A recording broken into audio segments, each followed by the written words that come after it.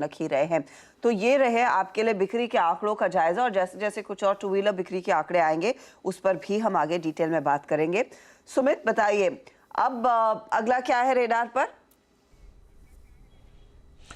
देखिए, पूरा PSU basket है जिसके ऊपर आपको ध्यान देना होगा। न्यूज़ फ्लोज आने शुरू है क्योंकि ऑब्वियस सी बात है, साल का पहला दिन है, तो अलग अलग कंपनियों की तरफ से सेल्स अपडेट आ रहे हैं, जिसमें मॉइल की तरफ से आया, कोल इंडिया की तरफ से आया। इनफैक्ट पूरा ओएमसीज जो है वो इन फोकस रखना होगा।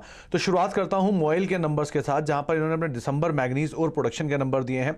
1.41 लाख टन, ये इन्होंने एक मंथ टू मंथ बेसिस पे नंबर आता हुआ दिखाई पड़ा है, जो कि करीब 18% प्रोडक्शन और सेल्स का नंबर है, उसमें बढ़त देखने को मिली है, और ये रिकॉर्ड प्रोडक्शन का नंबर आता हुआ दिखाई पड़ा है।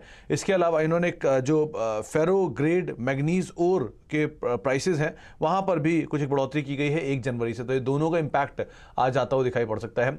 इसके अलावा कोल इंडिया करीब 10-10.5% कंपनी के प्रोडक्शन में एक इजाफा आता हुआ दिखाई पड़ा है दिसंबर महीने में, और 3.5% के आसपास कंपनी का जो डिस्पैच है उसमें एक इंप्रूवमेंट आता हुआ दिखाई पड़ा है। तो कोल इंडिया के ऊपर भी आपको ध्यान देना होगा।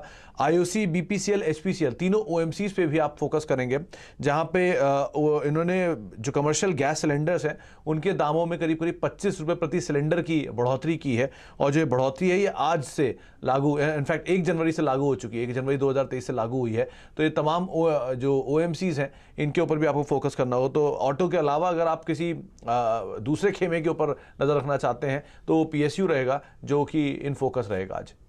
ओके, पीएसयूज इन फोकस आज।